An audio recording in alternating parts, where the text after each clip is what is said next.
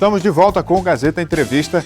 Daqui a pouco nós vamos falar sobre o aumento do preço da passagem de ônibus urbano aqui em Rio Branco. O meu próximo entrevistado é o superintendente do RBtrans, que também é presidente do Conselho Tarifário. Essa discussão já está posta, né? E a população também muito envolvida, dando opinião. Todos acham esse valor de R$ 4,00 caro, né? Acima do que seria o razoável. Daqui a pouco a gente conversa sobre isso. Olha, eu quero falar agora da Copserge, uma cooperativa de serviços que agrega milhares de trabalhadores cooperados, dando a todos a oportunidade de ter uma vida digna, com trabalho, renda, capacitação e a chance de realizar sonhos. A Copserge recebeu o Prêmio Qualidade Brasil, um selo que reconhece o nível de excelência na prestação de serviços. A Copserge é hoje a maior cooperativa do Acre, presente em vários municípios, fornecendo mão de obra para o poder público e empresas privadas, sempre pensando no bem-estar de seus cooperados. Copserge, 16 anos, onde o cooperado vale ouro. Muito bem, eu convido o superintendente do RBtrans, Gabriel Fornec, por favor. Boa noite. Boa noite. Tudo bem? Tudo bem. Então, essa discussão sobre o aumento da passagem de ônibus já está colocada há alguns dias e a responsabilidade maior hoje é do RBtrans, porque tem a presidência do Conselho e, na verdade, está encaminhando essas discussões. Agora, superintendente, esse valor, R$ 4,11, que foi o valor apresentado pelo Sindicato das Empresas, né, caiu como uma bomba, porque a população acha esse valor muito caro em comparação com outras capitais e também em comparação com a qualidade do serviço que é prestado. Como é que o senhor vê essa discussão? Qual é o seu pensamento sobre isso? Bom, primeiro a gente tem que esclarecer para a sociedade que o Conselho é formado por 10 membros.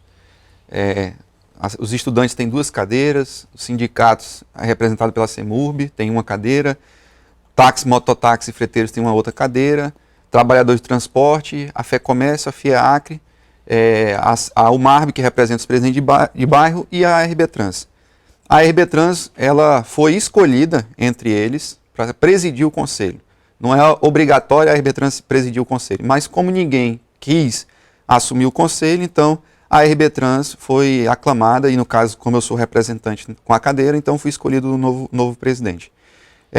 As empresas apresentaram a planilha na semana passada, no valor, e ontem nós mostramos os valores para os conselheiros, que é no valor de R$ 4,08. Na verdade, é R$ 4,08 que eles estão solicitando.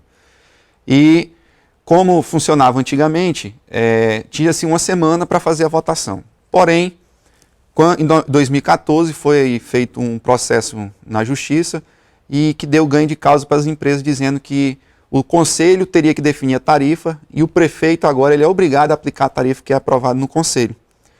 E tinha apenas 1 semana de prazo para poder fazer esse debate. O que eu tomei como decisão, como presidente do Conselho, foi aumentar mais esse prazo para mais 1 semana. Então nós só vamos fazer a votação na próxima semana e pedir para que dentro do Conselho fosse tirado um relator que não fosse nem da RBtrans, nem do transporte coletivo, para poder ser o relator do processo, né? Acompanhar, fazer a avaliação das planilhas com o corpo técnico da RBtrans, com outras pessoas que eles queiram convidar, para na próxima reunião ser apresentado o valor do Sindicol de 4,08 e o relatório com uma outra proposta para que a gente possa avaliar e chegar num denominador para poder ser votado.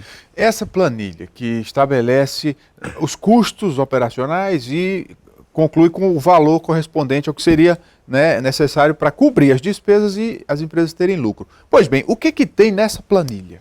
Então, a planilha, ela tem a composição do combustível, que é um dos itens que mais onera a tarifa, peças, pneu, lubrificantes, a mão de obra, que é outro item que encarece muito, 46% da planilha corresponde só à folha de pagamento, e isso já é sem estar incluído o cobrador, porque não existe mais a figura do cobrador no sistema de transporte aqui de Rio Branco.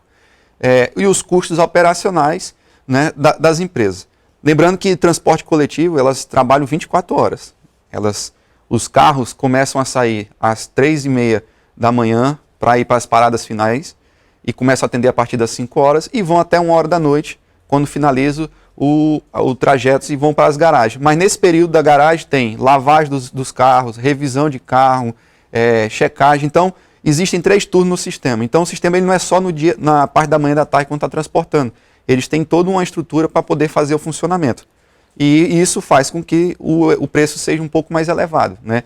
Nós tivemos aí, de dezembro, agora início de janeiro, o governo federal deu 4 reajustes no combustível, onerou em mais 23% a mais dentro do combustível, no óleo diesel para as empresas. E agora tem o reajuste do salário dos trabalhadores. Então, isso acaba afetando muito na composição da tarifa, e eles estão alegando isso. Pois é, justiça seja feita, são empresas que de fato estão explorando o mercado e têm que cobrir seus custos operacionais. Então, o aumento, em algum momento, ele tinha que acontecer. Até porque a isenção fiscal também já terminou. Isso. Né? Pois bem, mas o que a população questiona é o valor percentual do aumento e como esse aumento foi considerado, porque, vejamos, esse aumento, essa planilha, ela é com base no número de passageiros que vão sentados ou no excedente? Também está incluído esse excedente, que é aqueles que vão em pé, no desconforto, espremidos? Então, o sistema ele funciona da seguinte forma, o cálculo. Passageiro, quilometragem rodada. Né? Para você ter uma ideia, em 2016 nós começamos o ano com a média de 2 milhões e 100 passageiros mês. Finalizou o ano com 1 milhão e 700. Ou incluindo seja, aqueles que vão em pé, todo mundo, os que passam no sistema, na catracagem e na bilhetagem. Então nós tivemos uma queda já de 400 mil média de passageiros por mês por conta da questão de crise, né? Às vezes alguns alegam também a questão do valor, então a gente tem todos esses fatores. E ao contrário também, nós pulamos a quilometragem, aumentamos em mais quase 500 mil quilômetros a mais. Por quê? Nós temos mais 15 novas linhas. Um exemplo. Região do Belo Jardim, que é uma região enorme, não tinha linha de ônibus para aquela região. Hoje nós temos uma linhas de ônibus para aquele local. Cidade do Povo, é uma nova linha que também é distante. A Vila Verde, que é na Transacriana, no 58, né, que é uma zona rural, mas com muitos pedidos, foi liberado um ônibus também para aquela região.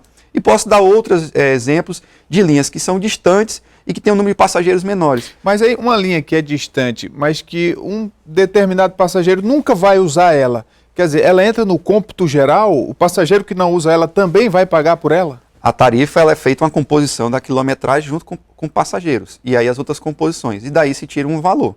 Então, na verdade, você paga por todo o sistema, independente se você vai para a linha A ou B. Né? Existem em outras cidades, por exemplo, Recife, que deu reajuste agora esse domingo, lá existe 4 propostas de passagem. Gradações, dependendo da distância, do distanciamento.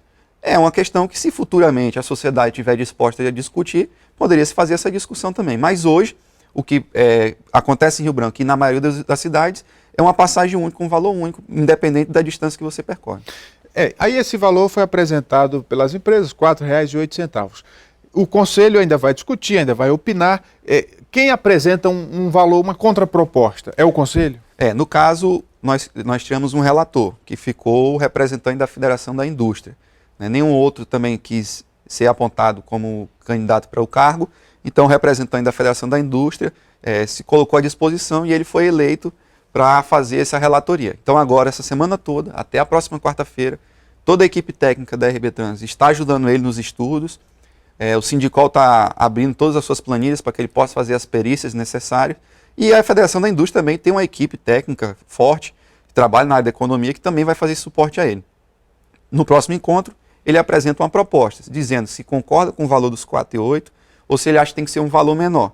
Esse valor ele vai ser debatido junto com o do Sindicol e o Conselho vai fazer uma votação. Se algum membro quiser apresentar também um outro valor, ele pode entrar na discussão e aí depois a gente faz a votação para a definição do valor da tarifa que será aplicado. Lembrando que o contrato com as empresas e com a prefeitura diz que a cada 12 meses, após o último reajuste, as empresas podem solicitar o reajuste da tarifa. Então já completou um ano, né, que foi o de dezembro do ano de 2015, que foi dado de R$ 2,90 para os 3, por conta que o Ministério Público cobrou o arredondamento da tarifa, porque alegando que estava tendo prejuízo para as empresas. Então agora já está no período e eles solicitaram e a gente vai ter que fazer essa avaliação. E se não houver consenso do Conselho em relação a valores, como é que fica? Olha, se não houver consenso nenhum, o que pode acontecer é as empresas entrarem na justiça contra a prefeitura e exigir um valor de tarifa, e aí pode acontecer até de elas ganharem o próprio valor que elas estão exigindo ser aprovado.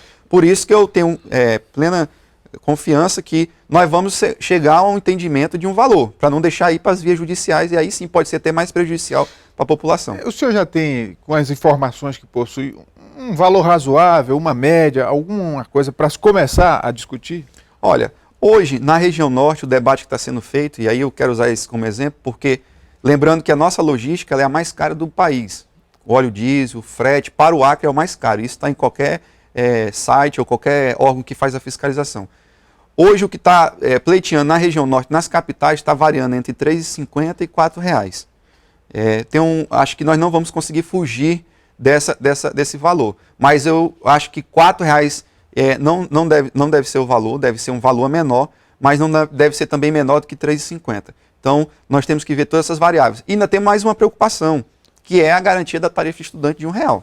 Vai permanecer? Porque como você colocou, a subvenção que foi votada na Câmara e a parte da sociedade, até os colegas da imprensa, pensavam que a Câmara estava votando tarifa de ônibus, na verdade estava autorizando a Prefeitura a manter a isenção do imposto, que era o ISS, e da outorga, que é uma arrecadação que a RB Trans recebia, para poder tirar o peso tributário da composição da tarifa para garantir a tarifa dos estudantes. E agora não tem mais isso. Não tem nenhuma chance da Prefeitura continuar? Para continuar, teria que mandar para a Câmara Municipal e a Câmara Municipal aprovar. Né?